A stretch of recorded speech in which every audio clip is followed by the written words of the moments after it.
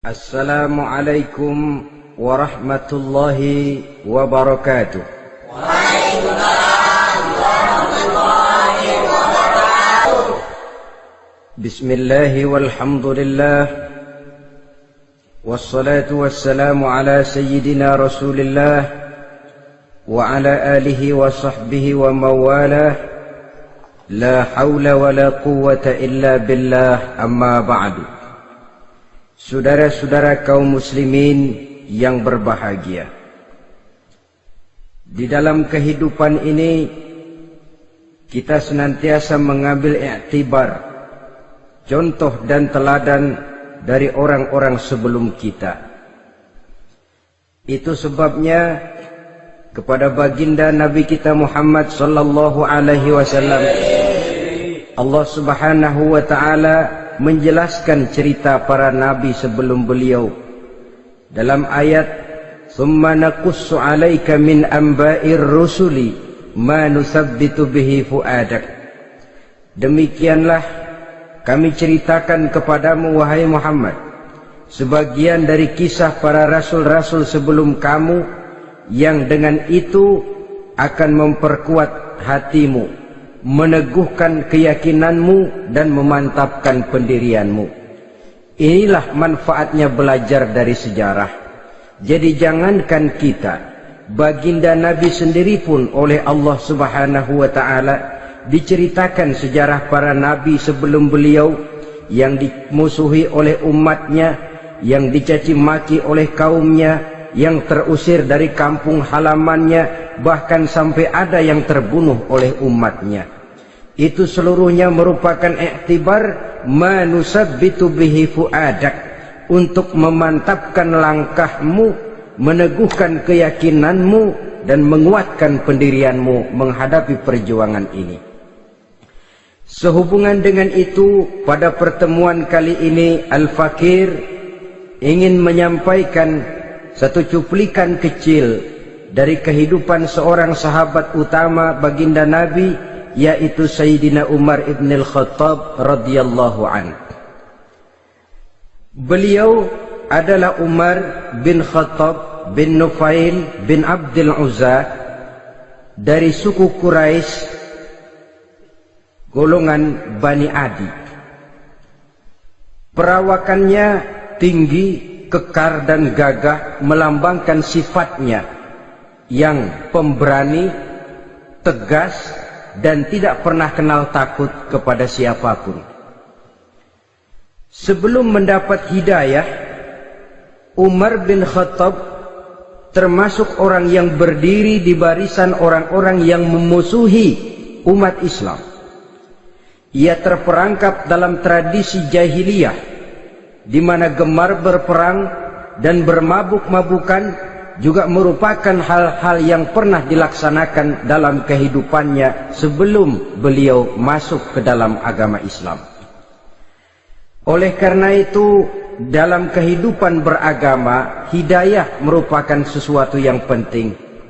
Bagaimanapun banyaknya dosa dan kesalahan yang telah dilakukan oleh seseorang, tidak seharusnya menyebabkan ia putus asa dari rahmah Allah.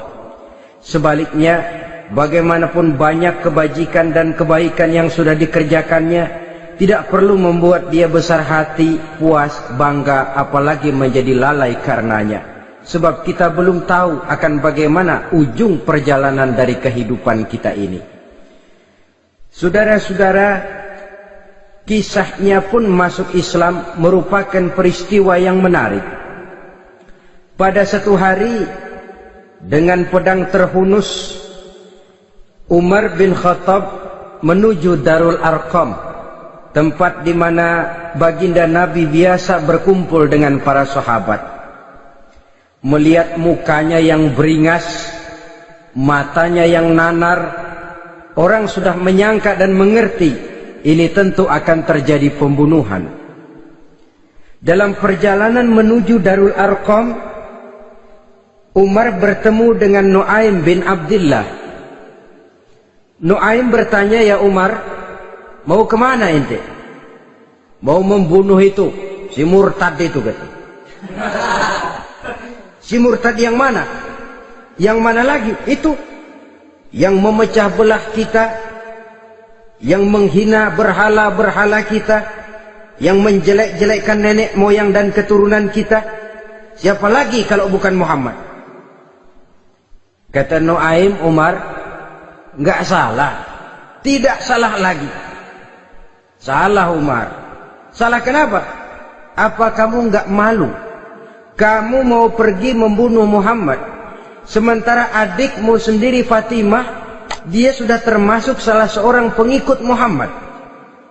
Mendengar ini, muka yang memang tadinya sudah marah dan merah, tambah jadi kelabu.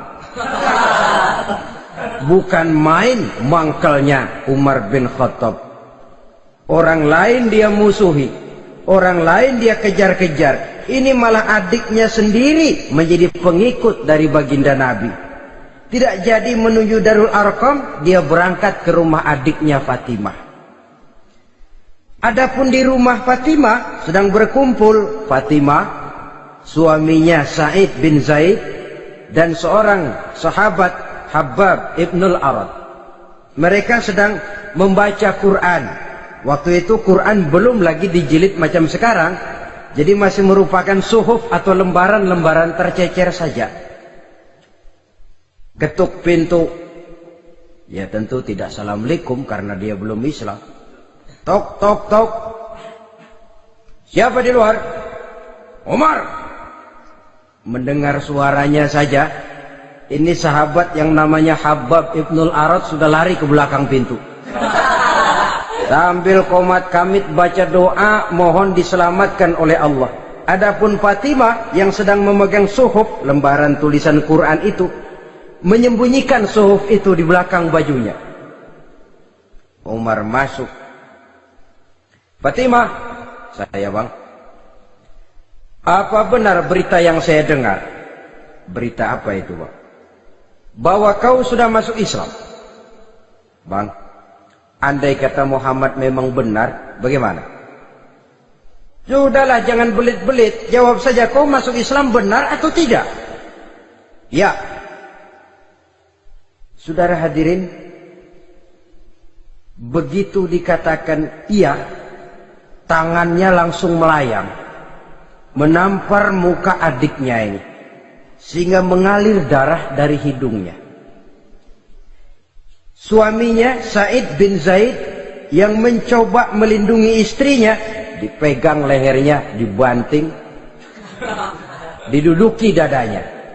Oh, ini jawara ini.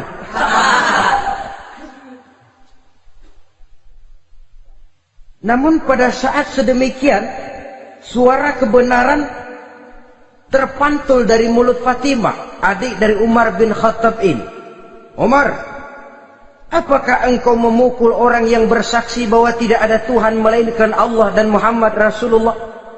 Apakah engkau menganiaya seseorang yang terpanggil untuk mengikuti kebenaran? Manusia macam apa engkau, Umar? Saudara, memang dia orang keras, tapi hatinya mudah menerima kebenaran. Sehingga mendengar kalimat adiknya ini tercenung dia sejenak, melongok, bengong kata anak sekarang. Ini kalau tidak karena keyakinan yang mantap, tidak mungkin orang ini, anak adik saya ini bicara macam begini. Umar, mengapa engkau memukul orang yang bersaksi bahwa tidak ada Tuhan melainkan Allah dan Muhammad Rasulullah? Mengapa engkau pukul orang yang mengikuti kebenaran, menerima hidayah dari Allah? Begitu yakin dan mantapnya, walaupun di tengah satu hal yang sangat menakutkan. Siapa yang tidak takut orang Quraisy berhadapan dengan Umar bin Khattab yang dikenal sebagai singa padang pasir pada waktu itu? Malahan dia termasuk salah seorang jagoan. Di tradisi masyarakat jahiliyah itu ada satu pasar yang namanya pasar Ukaz. Tiap tahun di pasar itu diadakan pesta. Pertama pertandingan syair, jadi penyair waktu itu jadi kebanggaan. Syair-syair yang menang itu digantung di dinding Ka'bah. Jadi setiap suku akan bangga kalau mempunyai ahli syair yang hebat. Nah, lalu diadakan juga lah perlombaan balap kuda, memanah, termasuk gulat. Lah Umar ini tiap kali pertarungan mesti menang. Belum pernah ada yang berhasil mengalahkan dia. Jawara. Saudara-saudara, mendengar adiknya begitu mantap hatinya, apalagi ketika adiknya berkata begitu, suhuf, lembaran yang disembunyikan di belakang bajunya tersembul. Apa yang kau sembunyikan di balik bajumu itu? Suhuf. Apa suhuf itu? Lembaran Al-Quran. Coba saya lihat. Enggak boleh. Kenapa? Kamu kotor. Orang kotor tidak boleh megang Quran. Saya mau lihat. Enggak boleh. Kalau kamu mau lihat, mandi dulu. Diturutinya permintaan adiknya itu. Lalu diambilnya suhuf tadi. Dia baca. Kebetulan ayat yang dibacanya ayat pertama dari surah Toha yang berlanjut dengan ayat 14 pada surah yang sama. Dia baca, Bismillahirrahmanirrahim. Toha ma anzalna ilaikal Qur'ana litashqa illa tazkiratan liman yakhsha. Toha, tidaklah aku turunkan Al-Quran ini untuk bikin sukar manusia, melainkan merupakan pengingat bagi orang-orang yang takut kepada Allah.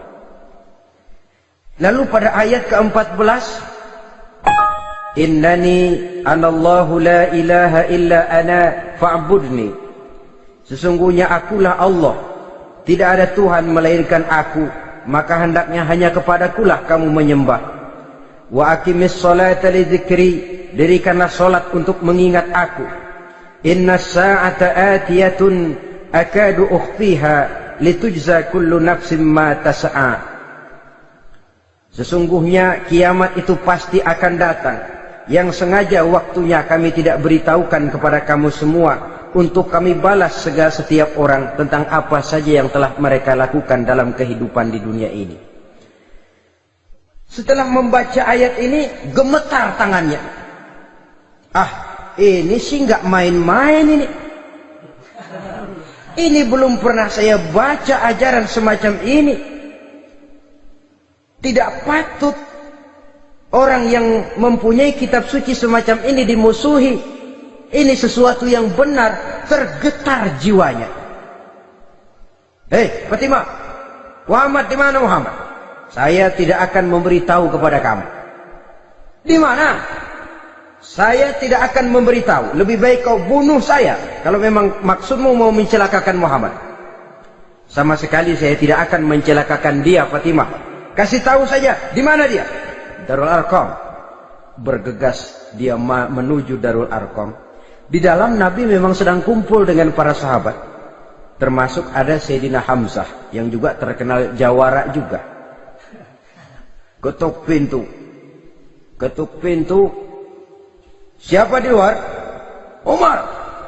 Di dalam ini geger sebagian sahabat. Umar datang ini pasti bencana. Umar datang, wah, kalau istilah kampung, kerok dan urusan.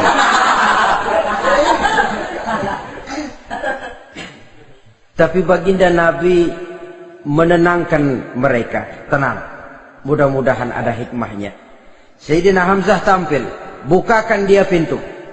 Kalau niatnya baik, kita terima. Kalau niatnya tidak baik, saya paling depan. Dibukakan pintu. Begitu dibukakan pintu, Umar masuk merangkul baginda Nabi. Kemudian dengan tersendat, Ashhadu an la ilaha illallah wa ashhadu annaka ya Muhammad Rasulullah. Saya bersaksi tidak ada Tuhan melainkan Allah, dan saya bersaksi bahwa engkau hai Muhammad adalah utusan Allah. Sahabat takbir semua, Allahu Akbar, Allahu Akbar. Kegembiraan meliputi suasana ketika itu. Kenapa? Karena sebelumnya dikala Umar belum masuk Islam, dia merupakan ganjalan yang paling dikhawatirkan oleh umat Islam. Setelah dia masuk Islam, jelas merupakan satu keuntungan yang sangat besar. Dan dia tertarik kepada Islam bukan karena bujuk rayu orang, tidak karena diberikan harta, tidak karena diiming-iming oleh kedudukan tinggi. Tapi karena kebenaran, hidayah menembus hatinya melalui wasilah ayat dalam surah Thaha yang dibacanya melalui suhuf yang dipegang oleh adiknya tadi.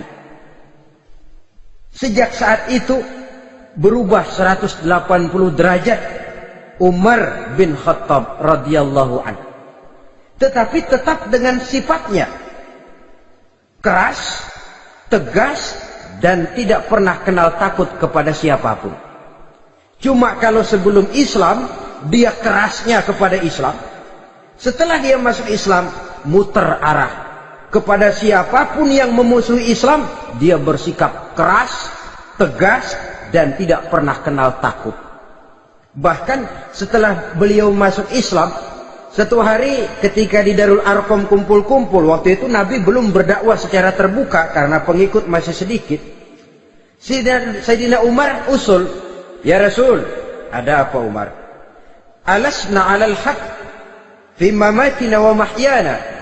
Ya Rasul, bukankah kita ini berdiri di atas sesuatu yang benar?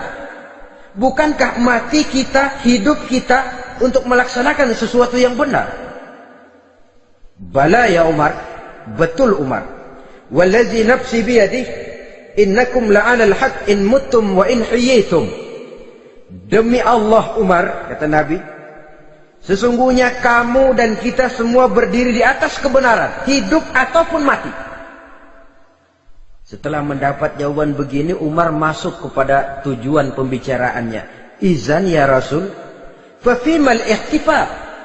Kalau memang begitu ya Rasul, kalau memang kita yakin kita berdiri di atas kebenaran, kita hidup karena kebenaran, kita mati pun memperjuangkan kebenaran, fafimal ihtifal.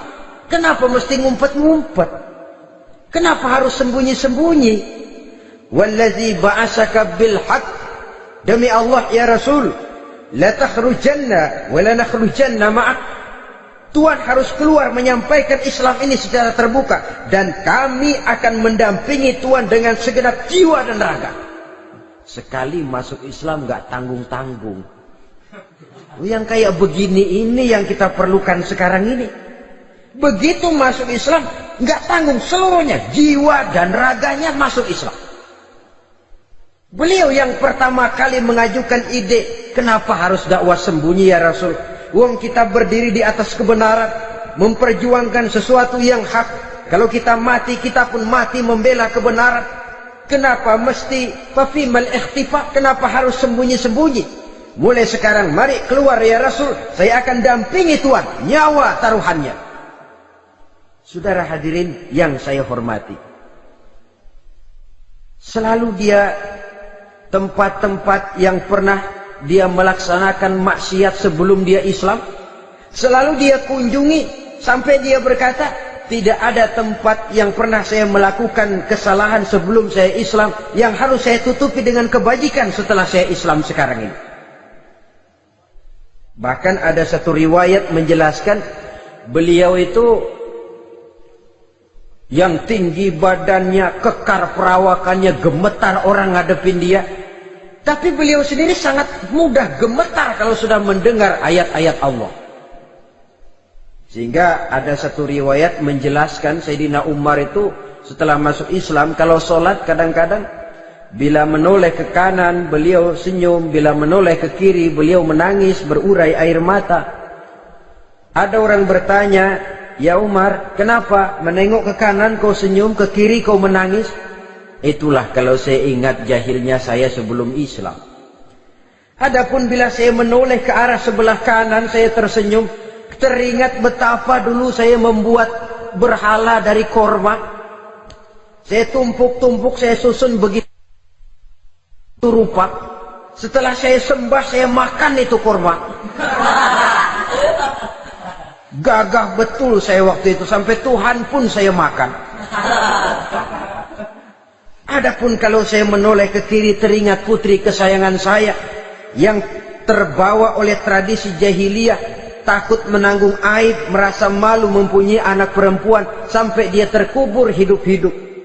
Berurai air mata saya mengingat semua itu. Padahal Nabi sudah memberikan jaminan. Sebab saudara jangan lupa, orang kafir masuk Islam, dalam Islam itu dihitung dari bayi lagi. Dari nol, itulah untungnya. Jadi misalnya sudah 60 tahun, dari kecil sampai 60 tahun kafir. Umur 61 masuk Islam. Nah, sejak umur 61 itulah yang dihisab oleh Allah. 60 tahun ke bawah, gratis, bersih, pemutihan. Istimewa betul. Tapi jangan lalu diniatin, gua kafir aja. Nanti sudah tua-tua mau giliran mati baru Islam. Nah, itu diniatin lain. Ini yang karena faktor hidayah, saudara-saudara.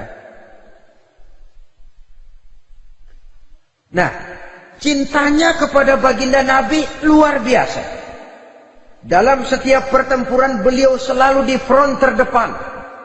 Bahkan demikian cintanya sampai ketika hari di mana baginda Nabi wafat, saudara-saudara.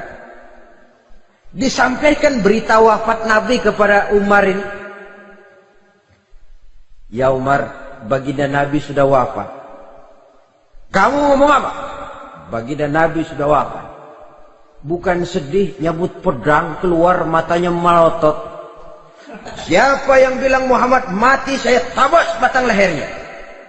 Begitu cintanya beliau kepada baginda Nabi, sampai-sampai nggak menerima kalau Nabi wafat.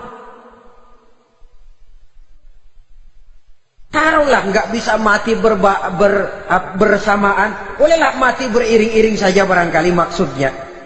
Saudara-saudara, cabut pedang, kelayaban kemana-mana. Ayo, siapa ngomong Muhammad mati, saya tabas batang lehernya. Sampai bertemu dengan Sayyidina Umar, Sayyidina Abu Bakar. Di tempat orang banyak, Sayyidina Abu Bakar yang bijaksana ini pidato. Ayuhan nas, man kana ya'budu Muhammadan fa inna Muhammadan qad mata wa man kana ya'budu Allah fa inna Allah hayyun la yamut. Wahai manusia, barang siapa yang menyembah Muhammad, maka Muhammad sudah mati. Tetapi barang siapa yang menyembah Allah, Allah akan hidup selamanya dan tidak akan pernah mati. Mendengar pidato ini, Sayyidina Umar sadar bahwa sebenarnya yang tidak bisa mati itu cuma Allah.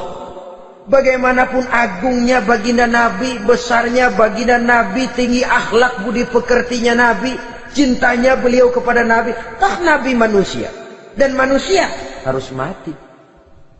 Kemudian dibacakan surah Ali Imran ayat 144. Wa ma Muhammadun illa rasul qad khalat min qablihi rusul afa immata aw qutilan qalabtum ala aqabikum. Muhammad tidak lain daripada manusia, telah datang kepadanya rasul. Apakah jika ia mati engkau kembali menjadi murtad atau mundur ke belakang? Mendengar ayat ini dibacakan, Sayyidina Umar sadar, berurai air matanya, menangis dalam kesedihannya. Ini cintanya yang demikian tinggi kepada baginda Rasulullah sallallahu alaihi wasallam.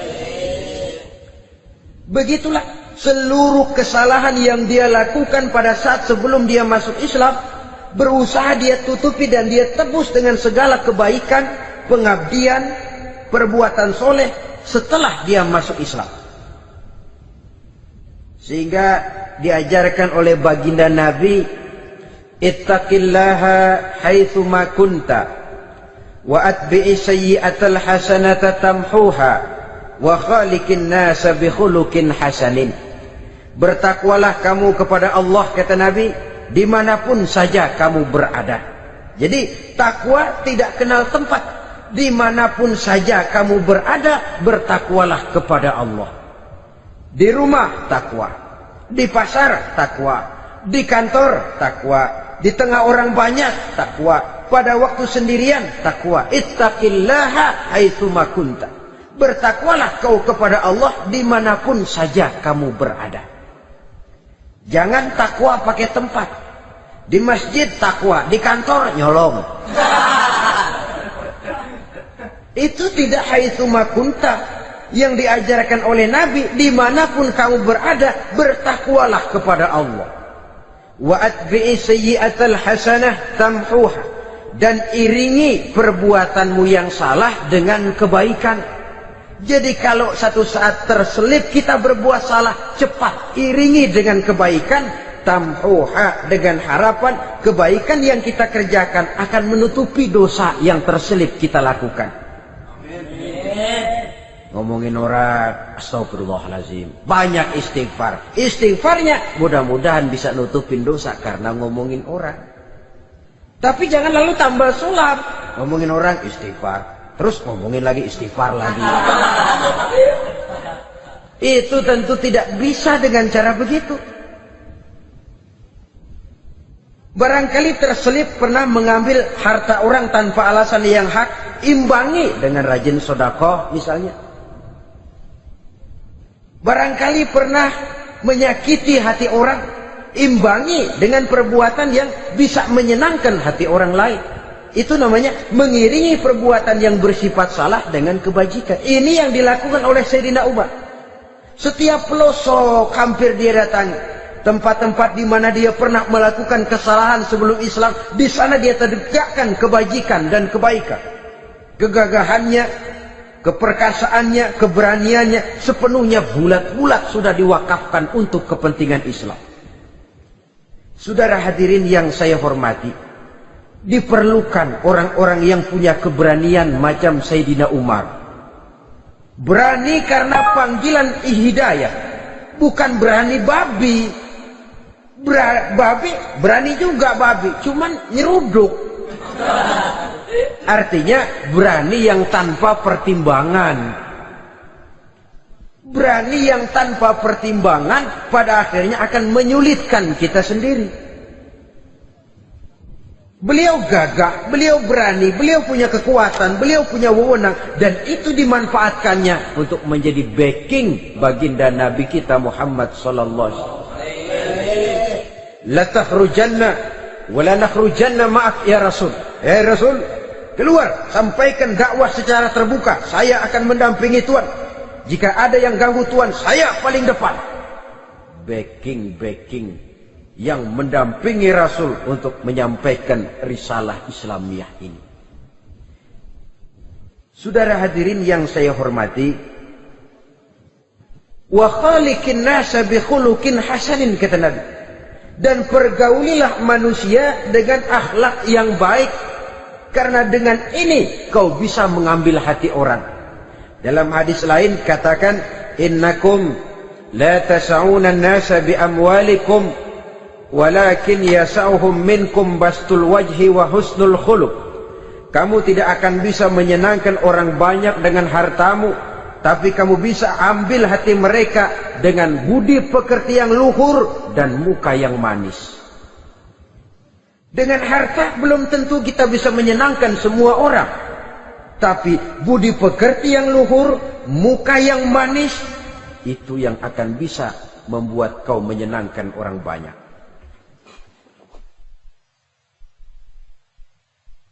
Setelah baginda Rasul wafat,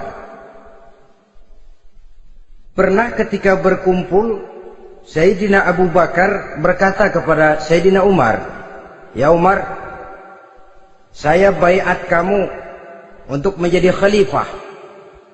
Jawab beliau, "Sayalah yang akan membaiat Tuan. Tapi Anda lebih utama dari saya Umar. Keutamaan saya akan saya berikan kepada Tuan untuk mendukung kekhalifahan Tuan." Di sini kelihatan wataknya yang tidak ambisius. Gagah, berani, perkasa, tapi tahu diri. Enggak nyelonong. Tidak menggunakan kekuasaannya, kegagahannya untuk maksud yang sewenang-wenang. Oleh karena itu setelah Sayyidina Abu Bakar wafat, beliau dilantik menjadi khalifah, keluarlah pidatonya yang terkenal.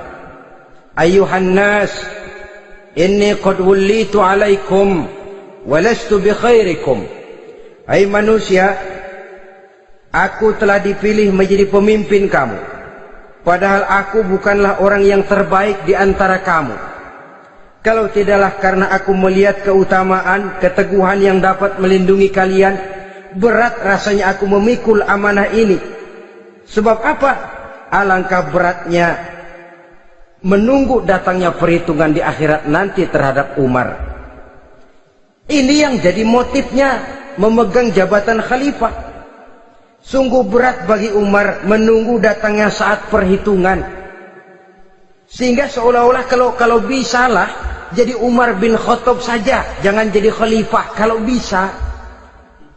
Tapi mau ya umat sudah kadang memilih. Sehingga benar kalau dalam satu hadis Nabi pernah mengajarkan jangan memberikan satu jabatan kepada orang yang memintanya.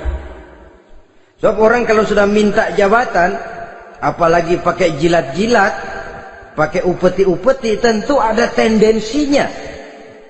Ada batu di balik udang.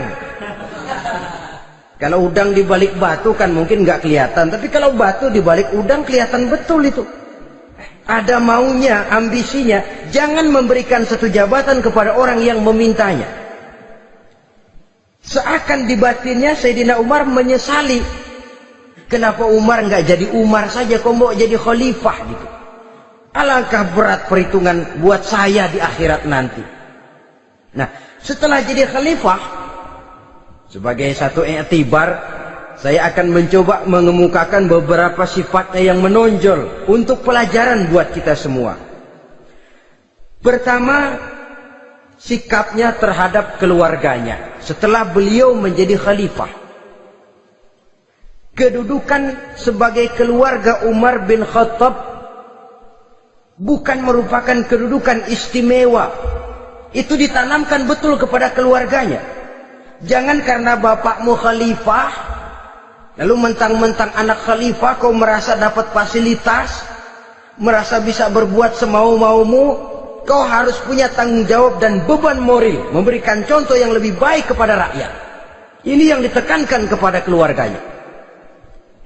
Kalau beliau mau mengeluarkan undang-undang, undang-undang itu lebih dahulu dibicarakan di tengah keluarganya, kumpul anak-anaknya, ini akan ada undang-undang begini. Siapa di antara kalian mau mentaati, persilakan, yang tidak pun persilakan. Tapi saya ingatkan, kalau ada dari keluarga Umar yang melanggar peraturan yang saya keluarkan ini, saya akan menghukumnya 2 kali lipat karena dia keluarga saya. Menghukumnya 2 kali lipat karena dia keluarga saya. Jadi bukan mentang-mentang anak babe lalu kebal hukum. Tidak. Siapa yang diantara kalian melanggar peraturan ini, akan aku kenakan hukuman 2 kali lipat karena dia keluargaku. Nah, saudara hadirin yang saya hormati, lalu berwibawa, dijaga betul keluarganya. Suatu hari beliau datang ke rumah putranya Abdullah bin Umar. Ketika masuk dilihatnya Abdullah bin Umar sedang makan daging. Makan daging. Merah muka Umar. Mentang-mentang anak khalifah ya. Mentang-mentang anak Amirul Mukminin ya, kamu makan daging. Lihat tuh rakyat kita masih banyak yang kelaparan, makan daging, makan roti keras. Padahal itu halal. Sesuatu yang diperoleh dengan usahanya sendiri. Tetapi begitu hati-hatinya Umar untuk menjaga pandangan orang. Keluarga khalifah merupakan beban moral sebab akan dijadikan contoh oleh rakyatnya. Mentang-mentang anak khalifah ya makan daging. Lihat tuh rakyat, roti keras digarotin. Lain saat beliau pergi ke satu pasar. Di situ dilihat ada sapi gemuk-gemuk. Tempat lain sapinya kurus-kurus. Tanya, ini yang gemuk-gemuk sapi siapa? Sapi Abdullah bin Umar. Sapi anaknya. Panggil Abdullah bin Umar, suruh sini. Datang anaknya. Abdullah bin Umar, bagaimana ceritanya sampai ini? Begini, Bapak. Dahulu itu dengan uang saya beli sapi kurus-kurus. Lalu saya rawat. Saya berikan upah orang untuk merawat sapi-sapi itu. Sampai sekarang dia menjadi gemuk. Akan saya jual dan keuntungannya tentu sesuatu yang halal. Subhanallah, kata Umar. Kau ini anak Amirul Mukminin. Jual sapimu. ambil modalnya, untungnya, masukkan baitul mal untuk urus kepentingan orang Islam. Dia nggak mau anaknya terlibat bisnis, ndompleng kekuasaan ayahnya. Karena mentang-mentang anak khalifah lalu segala macam bisnis lancar. Orang takut karena apa? Anak babe. Ada lagi. Pada waktu pembagian harta ghanimah, putri beliau yang namanya Hafsah, ini adalah istri baginda Nabi, meminta bagian. Kaum kerabat ayah, ini kerabat khalifah, kitalah dulu kerabat. Kalau kau kerabatku, maka jatahmu nanti dari ayahmu. Harta ini masih lebih banyak dibutuhkan oleh orang-orang Islam. Nanti belakangan kalau ada sisanya. Belakangan kalau ada sisanya. La haula wala quwata illa billah.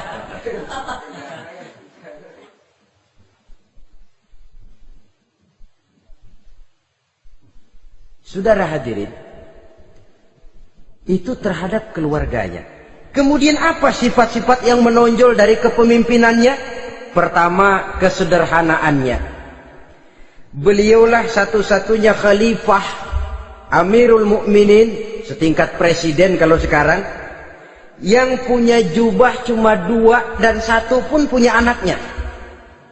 Tambelan lagi. Pernah sholat Jumat terlambat. Beliau naik mimbar untuk khutbah, sebelumnya minta maaf dulu. Saudara-saudara, maaf saya terlambat nungguin baju kering. Seorang khalifah nungguin baju kering. Sederhana dalam kehidupannya. Mari kita ambil satu cerita lagi. Pada waktu beliau jadi khalifah, yang diangkat jadi gubernur di Mesir adalah Amr bin As.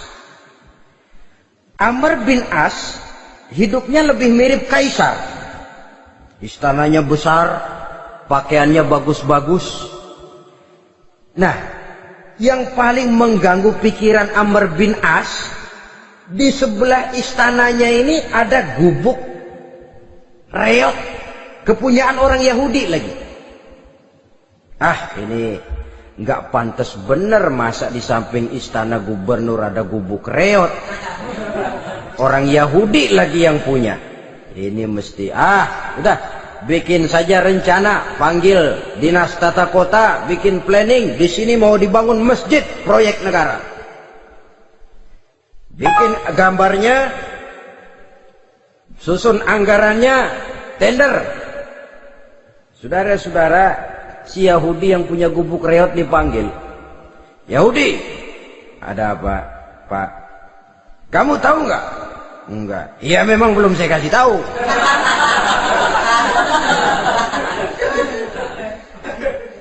Ada apa, Pak? Itu kamu punya gubuk, tahu, kena proyek. Proyek apa, Pak? Kami mau bangun masjid besar di situ, dan tidak sesuai ada gubuk reot di samping tempat gubernur.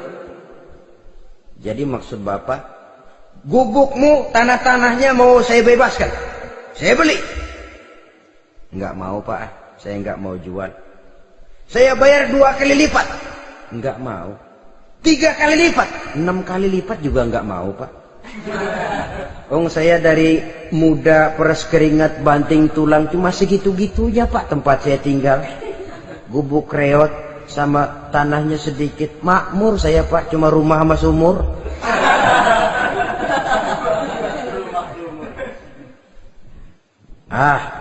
Ini Yahudi kelewatan juga. Akhirnya turun perintah, sudah, kalau dia nggak mau dibebaskan, gusur saja, tarik, ambil bulldozer, digusur. Yahudi ini berurai air matanya. Aduh, begini jadi rakyat kecil, udah jatuh ketiban ember lagi. Tapi pikir-pikir Amr bin As kan bukan yang paling atas. Dia kan cuma pejabat, masih ada atasannya lagi. Lapor, lapor. Yahudi ini berangkat ke Madinah. Bayangkan dari Mesir ke Madinah. Jalan. Di sepanjang jalan dia berpikir, pikir membanding-banding. Kalau gubernurnya saja istananya begitu mewah, apalagi khalifahnya. Kalau gubernurnya galak main gusur, apalagi khalifahnya. Dan saya bukan orang Islam, apa dia lemin ngadu? Apa dapat tanggapan? Berangkat dia sambil harap-harap cemas. Sampai di pintu kota Madinah, dia temui orang lagi tidur di bawah pohon korma. Selamat siang Pak. Ada apa? Pak. Apa? Mau lapor. Lapor apa? Bapak tahu Khalifah Umar bin Khattab? Tahu? Istananya di mana Pak? Istananya di atas lumpur. Di atas lumpur. Di atas lumpur.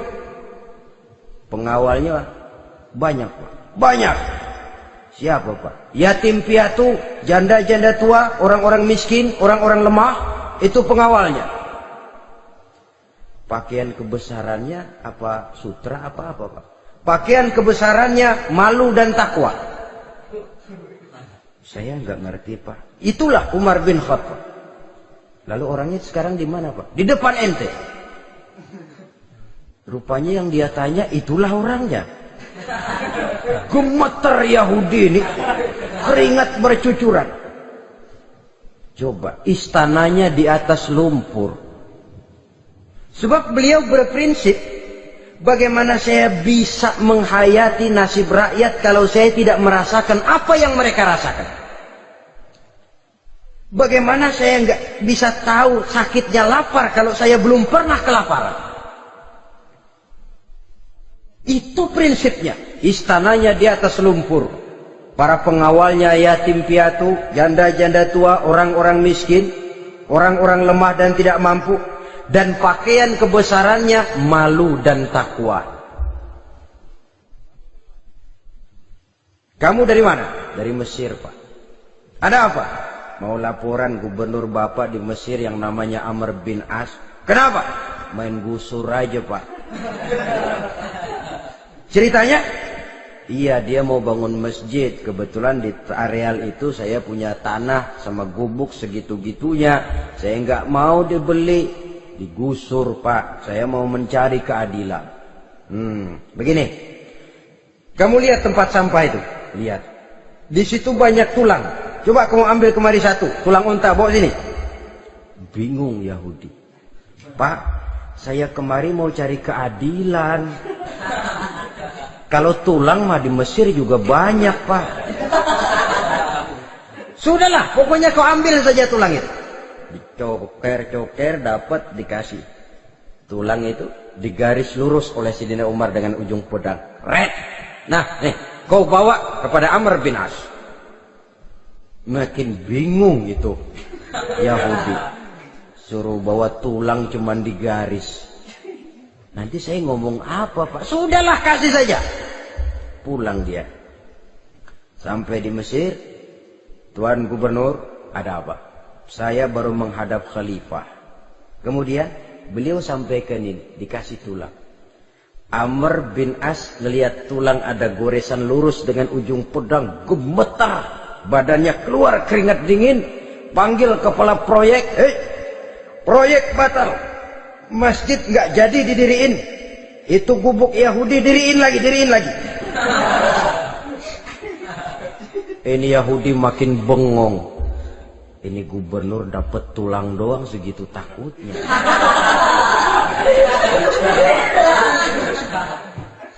Ada apa sebenarnya Tuan Gubernur? Kamu tahu? Ini nasihat pahit buat saya dari Amirul Mukminin Umar bin Khattab. Seolah-olah beliau bilang, "Hai Amr bin As, jangan mentang-mentang sedang berkuasa ya. Pada satu saat kau akan jadi tulang-tulang kayak begini. Maka mumpung kamu masih hidup dan berkuasa, berlaku lurus dan adillah kamu seperti lurusnya garis di atas tulang ini. Red. Lurus, adil, jangan bengkok. Sebab kalau kamu bengkok, nanti aku yang luruskan pakai pedangku." Siapa yang nggak ngeper digituin? Sampai akhirnya apa? Kata si Yahudi, Pak, kalau begitu Islam adil ya. Adil. Kalau gitu biarin dah Pak, tanah saya. Mau kamu jual? Bukan saya jual Pak, saya kasih aja dah. Campur gubuk-gubuknya, ambil aja dah.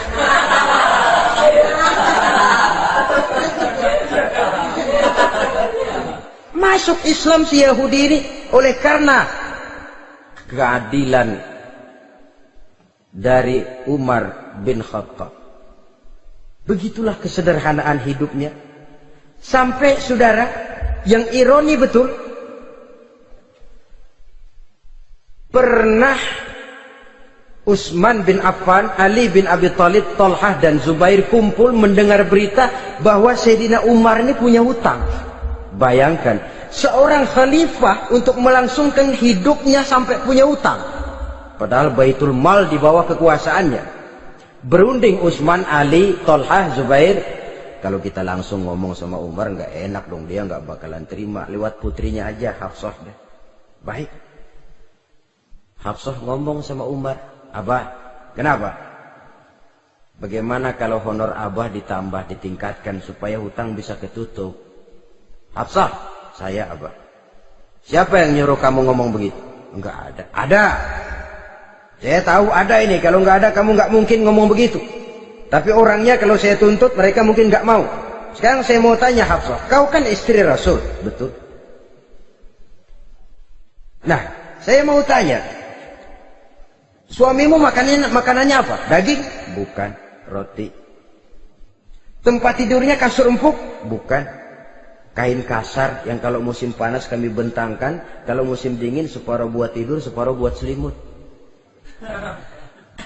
Pakaian yang dibelikan untukmu berapa banyaknya? Cuma 2. Nah, itu guru saya, orang yang paling saya cintai, dan itu yang saya ikuti. Bahkan setelah beliau wafat, Sayyidina Umar ini hutangnya ditanggungkan kepada anaknya Abdullah bin Umar, dan itu pun dilunasi dengan menjual rumahnya, sehingga rumahnya itu disebut Darul Qadha, rumah bayar hutang. Begitu kesederhanaannya. Jadi nggak pakai aji mumpung jadi khalifah lalu kayak ikan gurita, tangan yang mana aja megang. Itu kan mental monyet. Monyet itu kan begitu, tangan megang kiri kanan, mulut ngawal, kaki megang, temennya dikasih masih ngerampas juga. Monyet rakus betul itu. Itu kesederhanaannya. Kenapa kesederhanaan ini timbul? Karena sikap zuhudnya. Zuhud itu tarkud dunia li ajlil akhirah. Orang yang mengambil dunia hanya yang diperlukan dengan lebih mengutamakan kehidupan akhirat. Watak zuhudnya yang sangat menonjol. Dialah pahlawan yang paling berani di medan perang. Dialah imam yang paling khusyuk di masjid. Dan tidak jarang kalau sholat sendiri, begitu membaca ayat yang menceritakan neraka, nangis berurai air matanya. Saudara hadirin ma'asyiral muslimin rahimakumullah. Jadi kesederhanaan dan kezuhudan ini bukan lewat teori disampaikan oleh Umar, bukan lewat penataran seluruh aparat, tidak, lewat contoh konkret. Inilah saya, contoh sederhana dan zuhud. Bagaimana saya akan bisa merasakan penderitaan kalau saya sendiri tidak pernah menderita?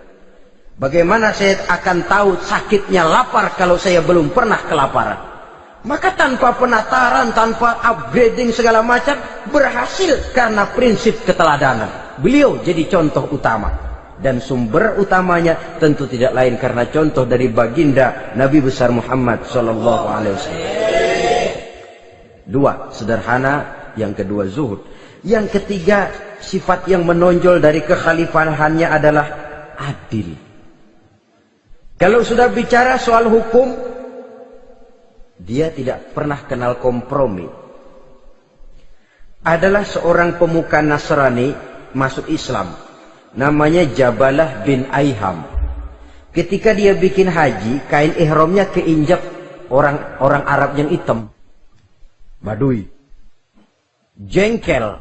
Dia merasa bekas tokoh. Enak aja nih orang udah jelek nginjak lagi. Ditempeleng orang tadi. Orang ini lapor kepada Umar. Panggil Jabalah bin Aiham.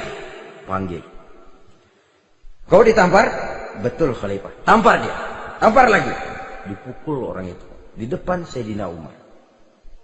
Jadi tidak karena kau ini bekas kepala suku, kau ini bekas orang terhormat, lalu ada kebijaksanaan yang tidak bijaksana. Kebijaksanaan yang akhirnya jadi tidak bijaksana. Dan itu memang sudah dimulai dengan memblokir keluarganya. Tidak satu keluarganya pun yang boleh mempunyai perasaan bahwa menjadi keluarga khalifah merupakan fasilitas dan keuntungan. Kau jangan makan di atas punggungku. Kau jangan menikmati fasilitas di atas keringatku. Dan tidak ada keinginan mewariskan jabatan khalifah kepada anak-anaknya. Pernah beliau musyawarah, saya bingung, kenapa khalifah? Gubernur Kufah ini sulit nyari orang. Diangkat yang lemah, rakyat ngeluh. Diangkat yang keras, rakyat juga ngeluh. Ada calon khalifah. Kalau ini mah nggak salah lagi nih buat gubernur Kufah. Siapa? Abdullah bin Umar. Anak beliau sendiri. Melotot matanya. Jangan macam-macam kau. Cukup satu orang Umar memegang jabatan ini. Kalau berhasil, kami keluarga Umar sudah merasakannya. Kalau gagal, cukup kegagalan seorang Umar. Tidak berusaha mengorbitkan anaknya. Wah, anak babeh diangkat jadi ano. Tidak, malah diblokir. Cari yang lain. Tapi Abdullah bin Umar cukup syarat ya khalifah. Dia orang bertakwa dan soleh. Yang takwa dan soleh bukan cuma anak Umar. Anak orang lain juga banyak yang takwa dan soleh. Itu prinsipnya. Sehingga ketegasannya ini membuat orang jadi sungkan. Dan tidak seorang pun berani kirim-kirim upeti hadiah. Pernah itu ada pejabat dari Azerbaijan kirim makanan. Kue, mending apa? Kue. Gitu dicicipi enak. Enak juga ya kue ini. Enak khalifah. Ini di sana apa makan rakyat biasa? Bukan, ini makanan orang-orang fit. Nah, dibungkus lagi itu kue. Dibungkus. Ontamu mana? Di luar. Ambil, bawa pulang, serahkan lagi kepada gubernur di sana, kasih tahu salam dari Umar bin Khattab. Kenyangkan dulu rakyat dengan makanan seperti ini. Kita belakangan. Jadi kalau rakyat lapar, saya orang pertama yang akan merasakan kelaparan. Tapi kalau rakyat makmur, biarlah saya menjadi orang terakhir yang kenyang. Kan bagus prinsip itu. Jikalau rakyat kelaparan, saya akan jadi orang pertama yang merasakan lapar. Tapi kalau rakyat makmur, biar saya jadi orang terakhir yang kenyang. Jangan dibalik. Pada saat rakyat kelaparan, dia kekenyangan. Dan selanjutnya, sikap keadilannya ini saudara-saudara menyebabkan hukum lalu jadi berwibawa. Pernah beliau jalan-jalan di lorong kota Madinah di tempat yang namanya Harah bersama Aslam. Ada ibu-ibu anaknya nangis, lapar mah, sabar dikit lagi matang gitu. Emang tuh ibu lagi ngerebus. Bunyi air ngegulak, luguk. Umar lihati dari jauh, belum juga matang. Nih anak dari nangis, lapar, sampai capek nangis, sampai tidur. Anak tidur, Umar samperin, Bu, yang masak apa sih kok nggak bisa matang? Saya nggak masak apa-apa Tuhan. Itu pating kerubuk apa? Ketika dibuka ya cuma air saja. Subhanallah, ibu sudah ngebohongi anak ibu sendiri. Habis harus bagaimana Tuhan? Saya sudah nggak punya makanan untuk dimasak. Sementara perut nggak kenal kompromi. Jalan satu-satunya ya terpaksa anak saya bohongi. Saya bilang sebentar lagi matang sampai dia tidur sekarang ini. Memangnya Khalifah Umar gimana sih ngurusi rakyat? Subhanallah, dia orang zalim. Dia yang memegang urusan kami, tapi dia nggak tahu nasib saya. Anak kelaparan, keluarga terlantar. Oh begitu. Iya, zalim betul Umar bin Khattab itu. Kalau begitu ibu tunggu sebentar. Dia pulang bersama Aslam menuju Baitul Mal.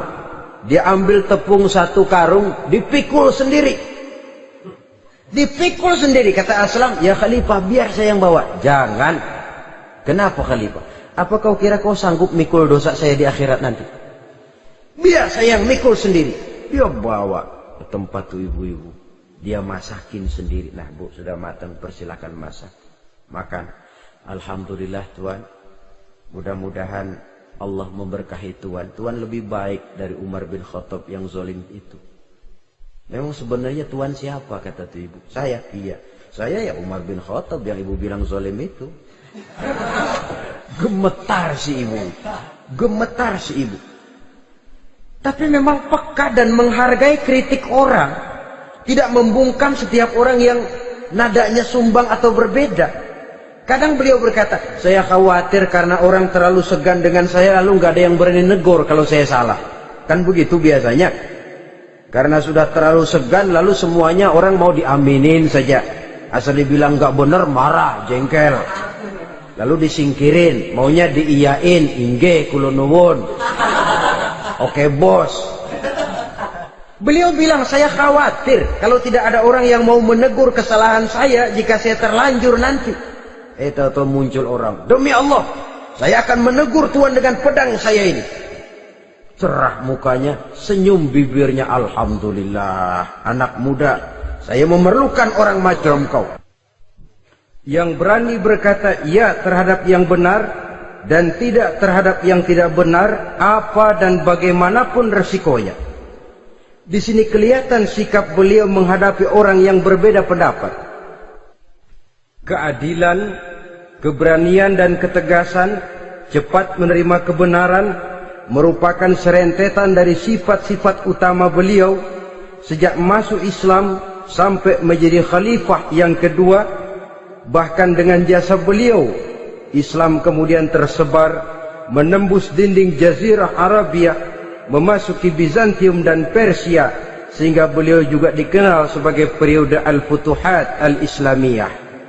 Nah, saudara-saudara, inilah cuplikan kecil dari kehidupan seorang agung dan besar yang memang sangat terbatas kata-kata untuk melukiskan kebesaran itu. Namun yang secuplik ini mudah-mudahan menjadi sumbangan moral dalam rangka kita memperbaiki diri menuju kehidupan yang lebih baik. Terima kasih banyak atas segala perhatian. Mohon maaf atas segala kekurangan. Usikum wa nafsi bitaqwallah. Wassalamualaikum warahmatullahi wabarakatuh.